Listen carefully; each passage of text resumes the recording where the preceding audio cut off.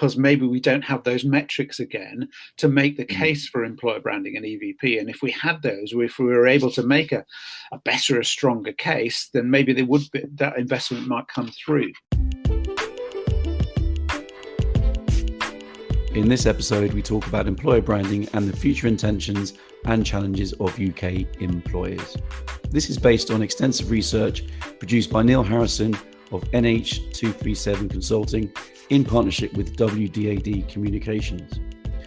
And they recently tapped into the views and experiences of talent acquisition and employer branding teams across the UK.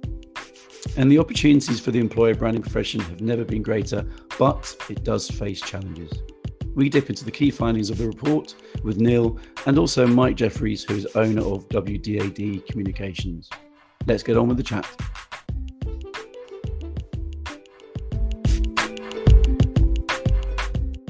So thanks, Chris, for this opportunity. Good to chat. So my name is Neil Harrison. I run NH237 Consulting.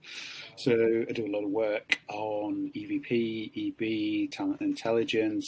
And half the reason, I suppose, the rationale for the whole project was to keep a topical eye on what's happening out in the marketplace, particularly because things are moving at pace and goodness knows what's on the horizon. So I wanted to make sure we were as up to speed as possible. I'm Mike from WDAD, and we partner Neil on a number of projects. Our business is more about the employer branding, design and attraction. So we've worked on a number of projects together, and we've worked in the business. I think we've briefly crossed over, but WDAD is more around the employer brands and attraction. Okay, good stuff. And so let's tell us a bit about the report. So what's the title of it, and then why did you decide to actually put this report together? I know you've touched on some of it already, Neil, but it'd be good to go into a bit more. Yeah, no, absolutely. It's about the talent landscape in mid-2021. And why did I do it right now? I think, the word unprecedented has been used an unprecedented amount of times over the last year or so.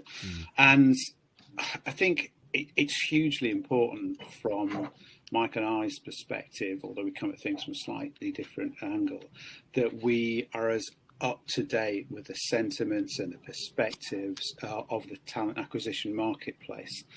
And if you go back just 18 months to a really positive economy and therefore labour market, all of a sudden we all know what happened in March, and things changed significantly.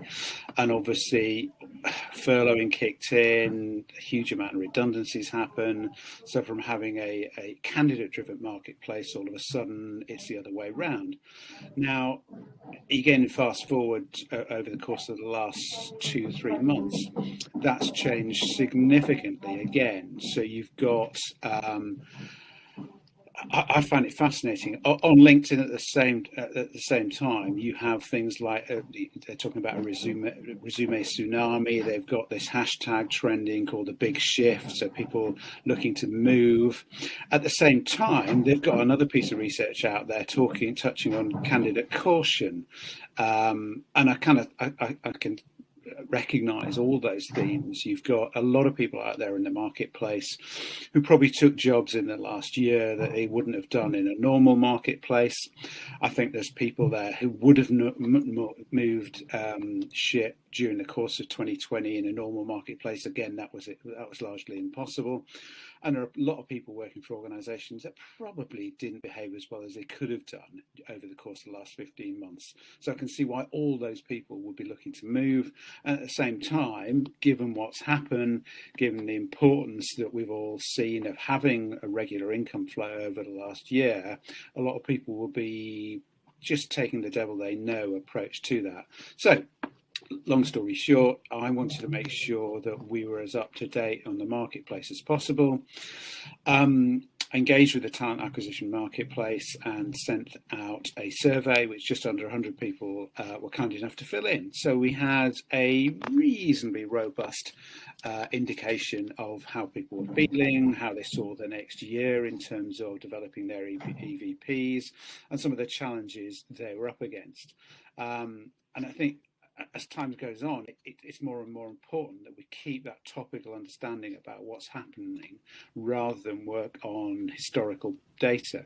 I mean, just this week, I think there's an indication there's something like 750,000 vacancies in the UK economy, and it's just short of what we're looking at in pre-pandemic time. So you've got an economy which is just really changed significantly, and it's important for me and guys like Mike and WDAD that we're ahead of that and know what it's all about. So that's I guess the rationale behind the whole project. What was the reason for coming up with a report? You know, what can people do with this report? What value do you think it's going to give to them? I think there's a lot of things hopefully people can take from this. I think it should seek to point people in the right direction. It should seek to reassure. It should seek to validate. I think there's, hopefully in a lot of cases, there's a sense of people being able to look at some of the statistics and metrics in this and go to their own businesses and say, look, this is what the marketplace is doing. We need to invest more. For example, at the top of this, we asked people about their investment feelings and sentiments in terms of employer branding and EVP, and pretty much across the board, so something just over 90% of people said they were either going to increase their spend in this space or keep it the same. And again, if we think what's happened over the course of the last year, that some of the turmoil and upheaval that people will undoubtedly have gone through, because we had people from all sorts of different market sectors responding to the survey. But to have that sense of confidence, I thought was quite insightful. So very few people are looking to retrench and pull back their spend across EVP. It's seen as something that's absolutely worth investing in. And I think the other thing is that, as much as anything else, one of the key findings for me around this was that the status of employer branding, largely on an internal basis, has gone significantly up. So organizations see the message they're delivering to their people, not so much external talent audiences. I think because of COVID, because people have been sat behind these kind of screens, listening to leaders via Zoom or Teams, and the nature of those communications, what they're saying to their people in terms of, all the reassurance, all the clarification that they've given their people over the last year, I think that the notion of the importance of delivering those messages on a regular basis to their people has just gone through the roof. So I think the status and the standing of EB has increased. One of the interesting things is there, and again, one of the things that came out of this was a greater alignment with employer branding and consumer or institutional messaging, which again is really interesting. And I've seen similar pieces of research from the marketing side of things, where senior marketeers are saying they'll probably get more involved in EB. So that's really interesting. And it has challenges and opportunities as well for the EVP community. On the plus side, if you have a great sense of alignment, a marriage between the employer brand and the consumer brand, arguably you've got greater sense of investment, maybe greater rigor around that, greater metrics. The other side, and maybe the potentially less positive side, is ownership. And if you have TA ceasing to have as much direct ownership of the EVP and the messaging that's coming out of that, then that's a concern as well. And does EB become maybe a second-class citizen as far as an organization is concerned? So that evolution for me is going to be really, really interesting. Yeah, I suppose it depends on, well, I've seen it a lot on LinkedIn and had conversations myself about where it sits. And I suppose if it's coming from the top, that actually is like, right, okay, this is an absolute priority, and it's is something that fundamentally impacts on our bottom line. I mean, it seems so obvious, doesn't it? But I suppose we've been in it, for a number of years, so it does seem happy people, happy customers, you're making money, So perhaps, hopefully, if it is coming from the top, actually, those it would be seen as an equal priority. I think it's nearly more fundamental than that. I think, obviously, if you've got a happy, engaged workforce, you've probably got happy, engaged customers. But I think over the course of the last 15 months, what we've seen is people or consumers, external stakeholders, will often judge an organization by the way it's behaved to its people during lockdown, during COVID. And there's been some really, really fantastic examples of that. I mean, my favorite is Timpsons, the shoe and the key guys. And they go out of their way to be engaging and respectful and considerate of their people. And people judge them accordingly. And there are some examples which we can all point to where organizations have been fairly shabby as far as their employee base is concerned. And there's lots of data which now suggests that people, external consumers, external stakeholders, take that really seriously when they're viewing potential purchases. So if an organization has been less than positive to an employee base, people won't miss that, or will miss that to a far less degree going forward. Yeah, Timpsons actually, didn't they also either gave a discount or gave freebies to people who were going for job interviews? Yeah, that's right. It's just you can tell you can tell there's a good chance they treat their people right as well if they're doing that for customers. Fantastic. What other real standout findings came from the report in your eyes? Yeah, I mean, one of the most, and it's maybe not a massive surprise, but the piece around metrics was quite telling. So we asked people, some of the key challenges moving forward, and one of the things that came out of there was their organization's inability to create the right metrics to influence senior leaders.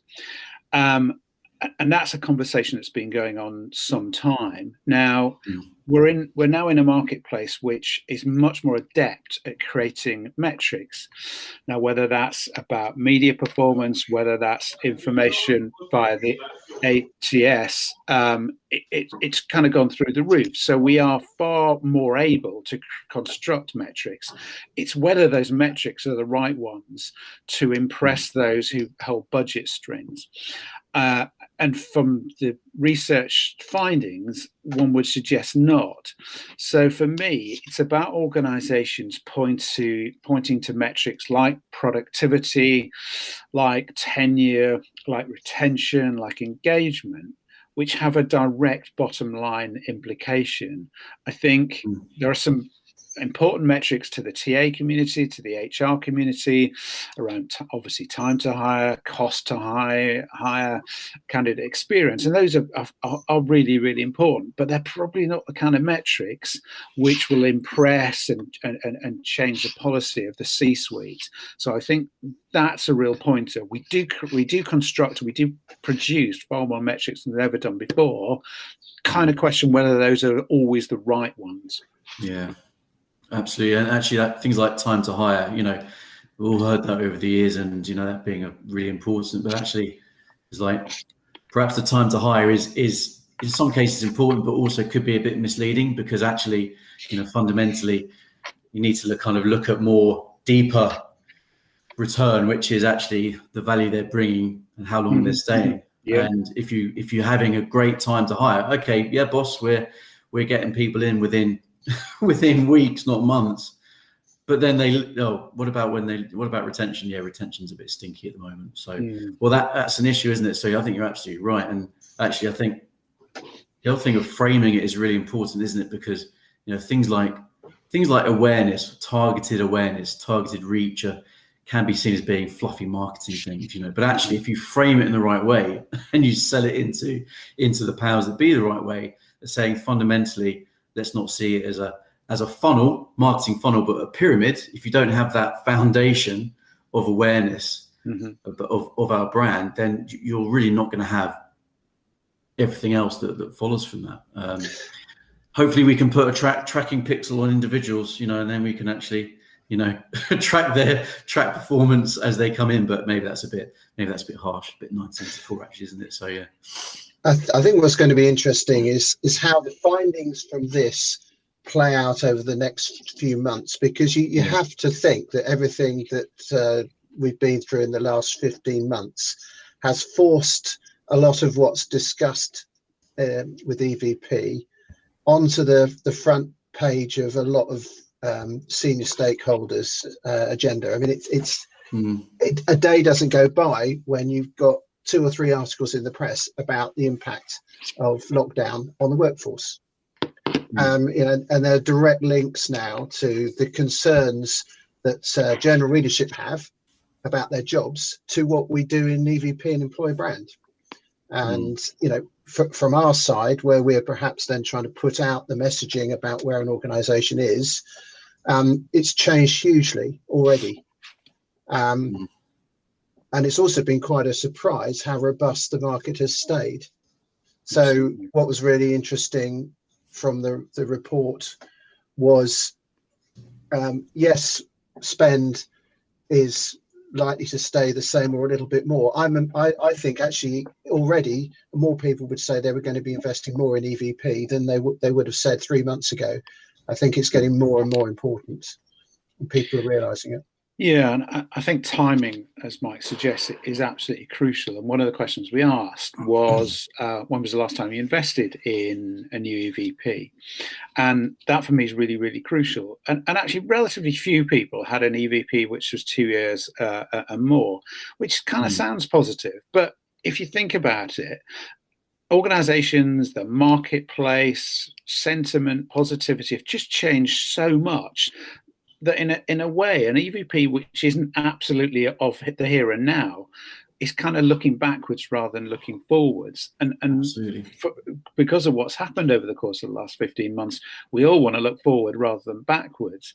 And I think if you've got an EVP which speaks to the market as it was pre-pandemic or indeed during the pandemic, then particularly pre-pandemic, because it doesn't acknowledge what your employee base have been through. And particularly if you've had what you might consider a good lockdown where an employee has been considerate and respectful and communicating, in a way you want to point to that and talk about some of the employee stories, and talk about how you've helped these people and how they've come through it there. So I think it speaks very much to employees and how they've gone through the last 15 months and how an employer has helped them. But also that points to a very positive message to external audiences who are looking at career sites and listening to videos of those people expressing how an employee has been. So for me, in a way, it's not surprising that actually more people are looking at EVP right now, given that if they've got an EVP which is, even a year, 15 months old, it's out of date, and it points backwards rather than forward. So that for me is one of the fundamental outtakes around that. And I kind of referenced stories, and that was one of the most interesting outtakes for me, because again, we asked people about some of their challenges, and you get some predictable is the wrong word, but some understandable groans about a lack of investment, a desire to have a bigger team, and those are all absolutely understandable. I say understandable, that it's understandable only because maybe we don't have those metrics again to make the case for employer branding and EVP. And if we had those, or if we were able to make a better, a stronger case, then maybe that investment might come through. But over and above that, we had the sense of people wanting more agility in their ability to tell stories. So just under a third of people felt it was a massive challenge in terms of their ability to articulate the stories of their people. Now, we all want to, if we're looking at a prospective employer, we all want to have a sense of what it's like to work there. We want to understand what people are like there. Do we associate with them? Do we buy into that culture? And I think there's few better opportunities to do that than via stories, employee stories. And again, I'm quite challenged by why aren't we better at telling those stories and getting those stories out there onto social media, onto things like the careers site quickly, because if we've learned anything from the last year is that things move at pace. The marketplace changes, employee sentiment changes. We need to be able to rotate those stories in order that we're telling a really topical story and narrative to both internal and external audiences. And it's never been easier to tell stories, to tell your employees' stories. I mean, there's so many platforms available now to do that. Absolutely. Definitely. I think it's this. So I think typically this isn't the case for everybody, of course, but I think what I see regularly is this thing, you invest in your EVP, you then have off the back of that, you have your refreshed assets from it. And that can manifest itself in a toolkit and make sure the website is all in line with the new employer branding. And then that's it. I think there needs to be an additional bit, which is actually an ongoing content program. Yeah. And that kind of this thing about having it's the reason I kind of set up my business and something I've been passionate about for most of the last decade, actually, if not longer, is about having that kind of journalistic approach to things. So literally, ultimately, the business is a collection of its employees' experiences and stories.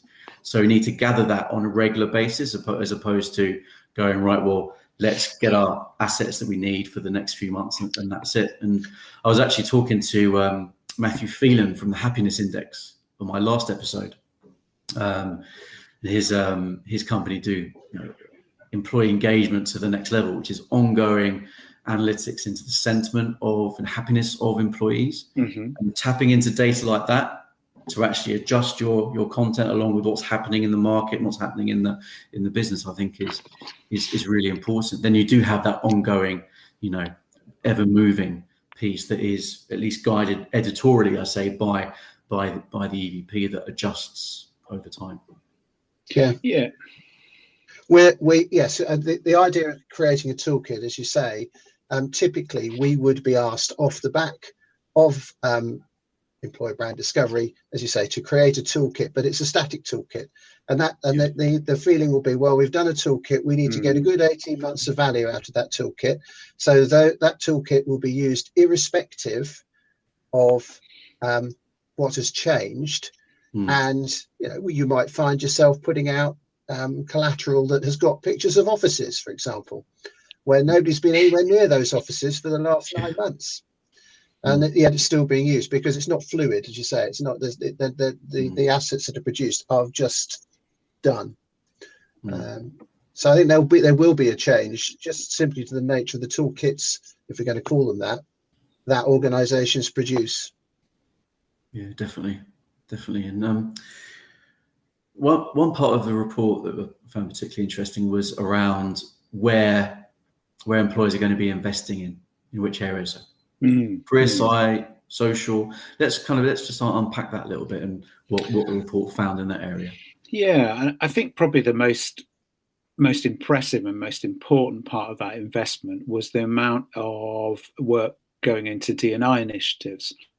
And I think that's right and proper, and I think it's absolutely something that organisations need to do more of. I think the world looks through that D&I lens far more forensically than it has in the past, and organisations that aren't seen to be reflective, representative, sensitive and considerate, I think are going to be more and more judged harshly and absolutely rightly.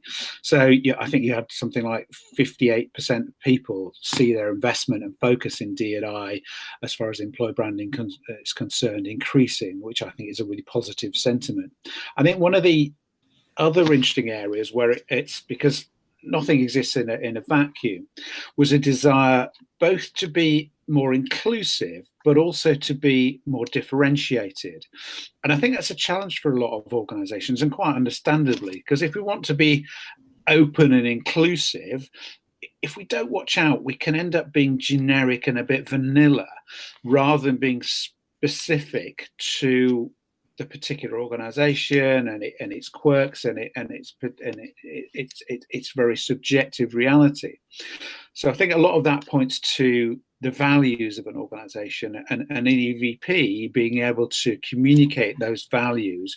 I think it's a really, really important thing, because again, if you don't watch out, there can be a blandness to an EVP, to the employer branding that it fuels. If it's not specific again to that organization and to that moment of time and the sector it's in, and by wishing to be inclusive and open and welcoming of everybody, you end up appealing to very few people because of that generic feeling.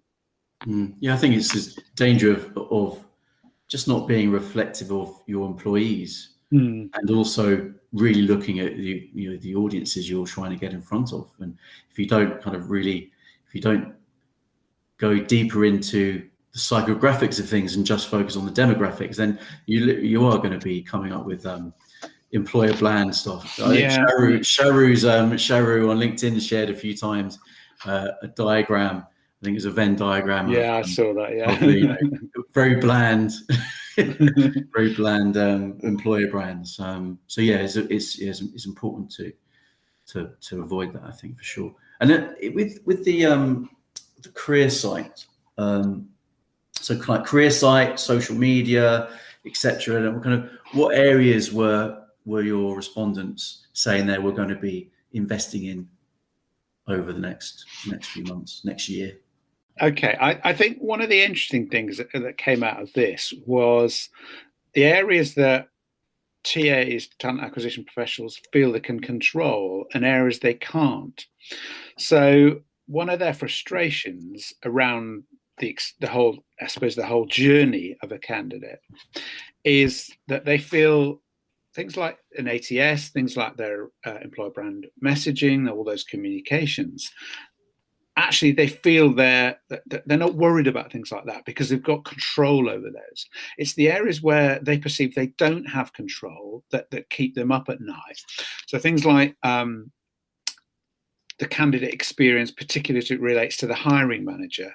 So to what extent does the hiring manager buy in to that EVP and the fact the market's changed?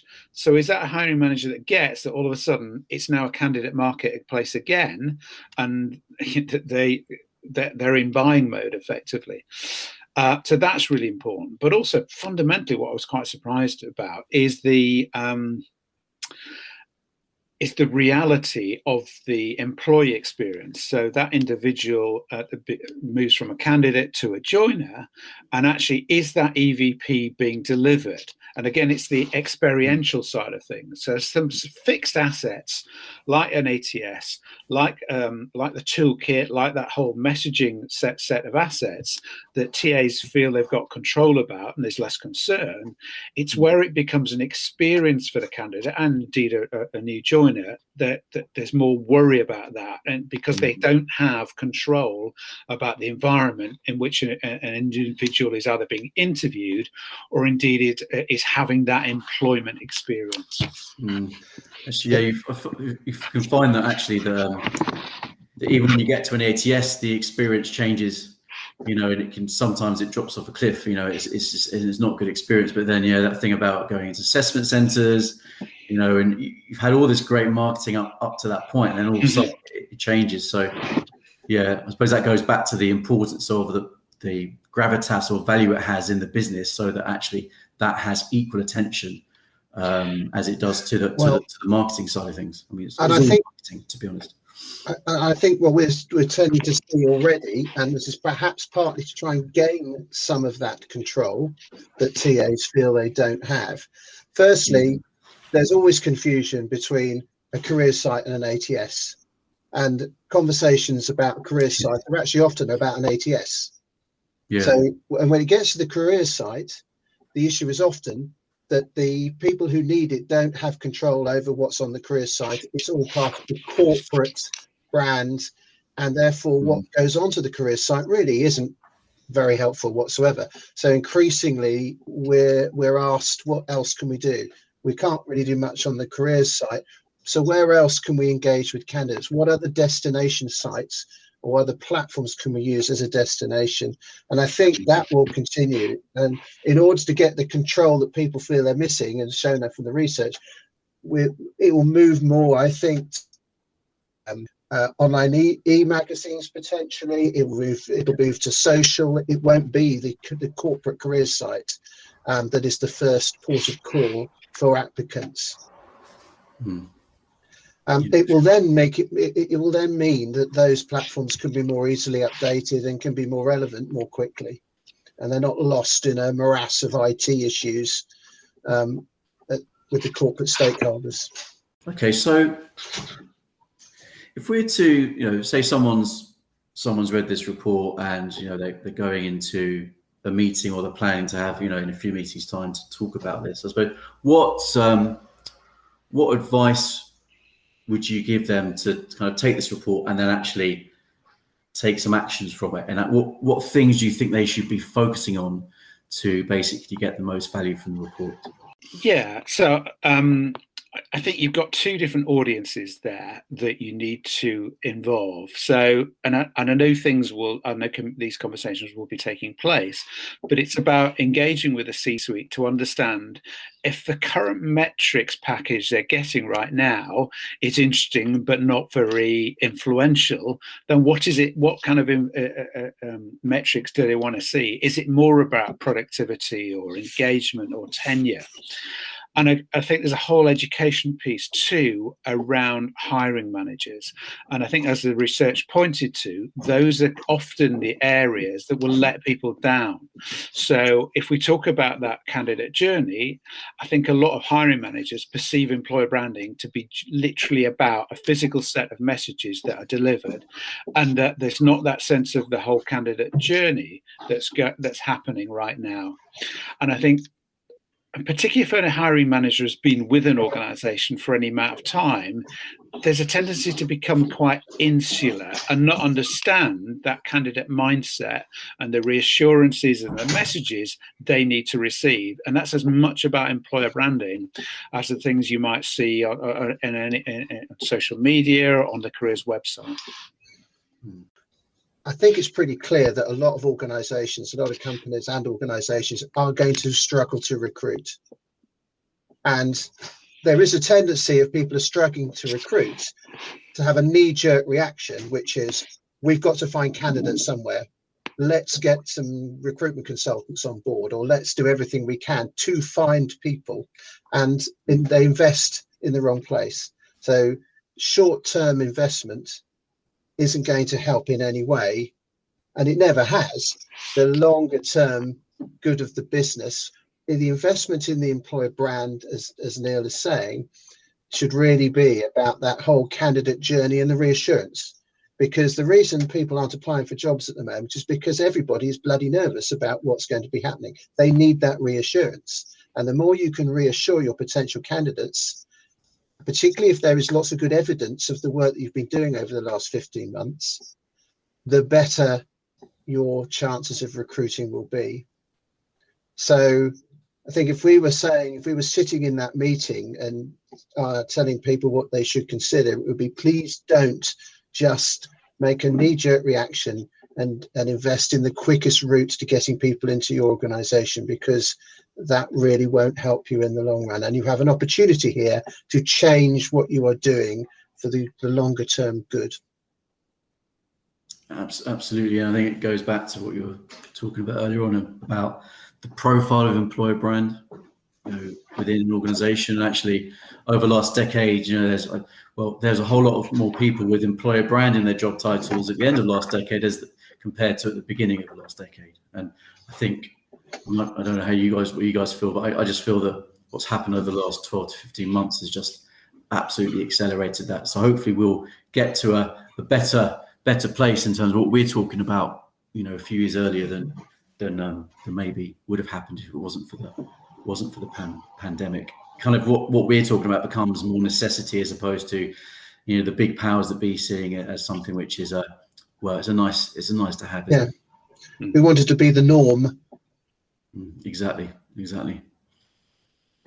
Okay, well, thanks very much, guys. We could chat for a lot longer, but I think it's Friday. We need to get ready for this, get work out of the way, but then get ready for the big match later on today. I've got my flags up, so I'm definitely looking forward to it. But yeah, thanks very much, and have a great weekend when you get there.